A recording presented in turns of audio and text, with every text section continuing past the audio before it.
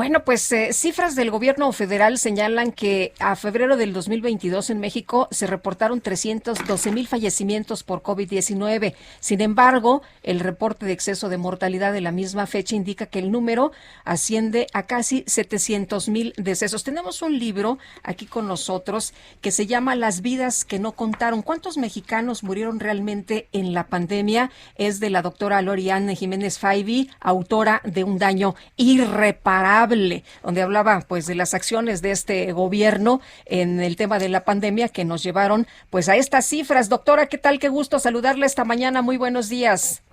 ¿Qué tal? Muy buenos días, Lupita, Sergio, un placer estar en su programa. Doctora, cuéntenos sobre, pues hay varios puntos que usted toca en su libro, pero me gustaría que empezáramos con este famoso quédate en casa que usted retoma, pero también le pone hasta que te falle la respiración. En realidad, esto fue lo que llevó a que mexicanos murieran más de lo que uno pudiera esperar de esta pandemia si hubiera estado bien controlada. Pues este es uno de los puntos que llevaron a mucha gente innecesariamente a morir, porque el mensaje durante pues todo el primer año de la pandemia por parte del vocero, el subsecretario López-Gatell, fue decirle a la gente quédate en casa y no vayas al hospital hasta al menos que tengas dificultad respiratoria, ¿no?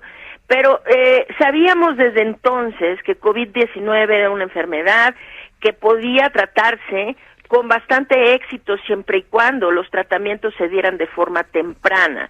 Es decir, una vez que la persona ya tenía problemas, dificultad respiratoria, es muy complicado ahora sacar a la persona adelante, porque los tratamientos a nivel hospitalario y sobre todo a nivel crítico ya son como esfuerzos realmente desesperados por salvar la vida, mientras que el tratamiento temprano hubiera salvado muchas vidas. Lo que pasó finalmente es que este mensaje llevó a la gente a no acudir al hospital hasta que ya era demasiado tarde para poder hacer algo por ellos.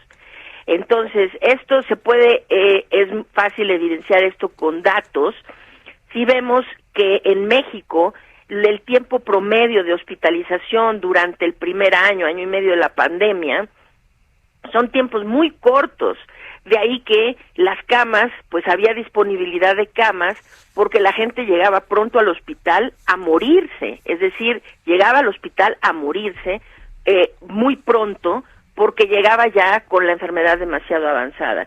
Entonces, esta sin duda pues no es la única causa, pero es una de las causas realmente más,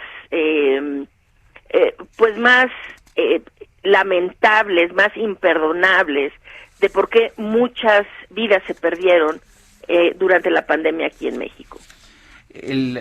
Sabemos que hubo muchas más muertes en todos los países del mundo de las que realmente se registraron, pero en México parecen ser más.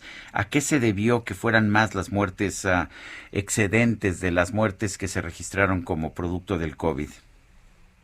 Sí, bueno, se debe a que es decir, la diferencia entre las muertes oficiales y las muertes reales se debe sin duda a un esfuerzo concertado y sistemático de opacidad y de falta de transparencia de nuestras autoridades. Esto se ha vuelto más notorio conforme la pandemia ha ido avanzando. Es decir, no sé si el auditorio está consciente de esto, pero hay muchos datos que se venían actualizando de forma regular, de forma constante, acerca de la pandemia que ahora se han dejado de actualizar. Es decir, las cifras, por ejemplo, de casos y defunciones del personal de la salud, era un dato que se actualizaba semanalmente, después quincenalmente, y desde el 25 de octubre del año pasado no se ha vuelto a actualizar. Quiere decir que llevamos 7 meses sin tener ese dato. El exceso de mortalidad que se actualizaba oficialmente, es decir, el reporte oficial del exceso de mortalidad, se actualizaba cada mes y medio, y ahora no tenemos una actualización desde el 1 de enero, es decir, la última actualización que se tiene cifras del 1 de enero de este año, o sea que vamos ya son 4 meses que no se actualiza, y peor todavía, habían bases de datos abiertos de exceso de mortalidad y ahora ese sitio del gobierno de México se ha cerrado, ya no hay acceso al sitio donde se pueden descargar, donde se podía descargar la base de datos abiertos de exceso de mortalidad. Doctora, entonces, ¿ya se terminó todo? ¿Ya se acabó todo? ¿Ya estamos bien?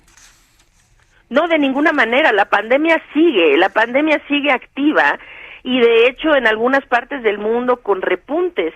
Lo que sucede aquí es que se está procurando cerrar los ojos y dejar de hablar de la pandemia, pero el problema no se termina ignorándolo. El problema se termina cuando se toman las acciones necesarias para llevarlo a buen fin.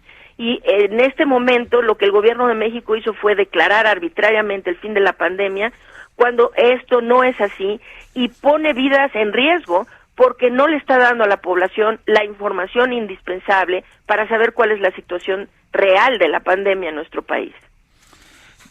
Doctora, ¿cuál fue el principal error que se cometió? ¿No aislar lo suficiente, no tomar pruebas? No sé, ¿cuál piensa usted que fue el principal o cuáles fueron los principales errores? Bueno, han sido muchos, es una lista muy, muy larga, de hecho, de los errores que se han cometido, que se cometieron, que pudieron evitarse, ¿no? Que errores evitables, que hubieran salvado muchas vidas. El error, uno de los principales, es la comunicación, es decir, que se ha hecho una comunicación errática, una comunicación a veces parecería incluso hasta dolosa con la población, que no ha permitido a la gente entender cabalmente cuál es el riesgo real y cuáles son las acciones que se necesitan tomar para cuidarse. Es decir, todo esto que de estar peleado con el asunto del cubrebocas, de decir que los niños no requieren vacunación, que ya domamos la pandemia, es decir, todos estos mensajes erráticos han sido uno de los problemas principales. En términos del manejo epidemiológico de la pandemia, pues importantemente la falta de transparencia en los datos, es decir, no hay datos, hay muy mala calidad de datos y cada vez menos datos que se dan, y toda esta opacidad realmente es muy problemática. Pero además de la falta de información, ha sido un problema de vigilancia epidemiológica, es decir, que no se ha hecho suficientes pruebas para entender exactamente cuánta gente realmente está infectada en las poblaciones para poder tomar acciones para contener la dispersión de contagios. Doctora, ¿qué tanto fue el tema político? Porque pues sabemos que el doctor Alcocer pues es una persona muy preparada, que el doctor Hugo López-Gatell pues también es un médico reconocido, pero ¿qué pasa con con este momento del COVID? ¿No le dijeron al presidente, no le informaron o qué fue? ¿Fue por la ambisconería, como se menciona en una parte del libro? Sí, bueno, creo que la politización de la pandemia ha sido uno de los problemas centrales desde que inició.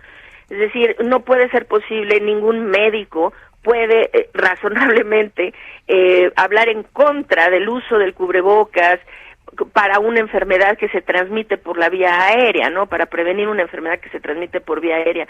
Sin embargo, pues López-Gatell lo ha hecho. ¿Y por qué? Pues sí, porque el presidente de la República no le da la gana ponerse un cubrebocas y había que eso de alguna manera disculparlo o dar una explicación a eso, ¿no? Cuando el doctor Alcocer dice que él no va a vacunar a sus niños a sus nietos y da una explicación que realmente ningún médico podría razonablemente dar esa explicación, que es que el sistema inmune de los niños puede verse afectado por la vacunación, cuando sabemos que precisamente es la vacunación lo que ha protegido a las infancias durante décadas, muy bien, ¿no?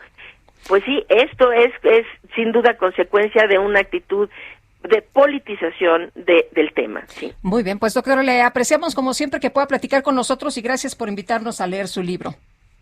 Claro que sí, con mucho gusto, al contrario, gracias por el espacio. Vamos a una pausa y regresamos.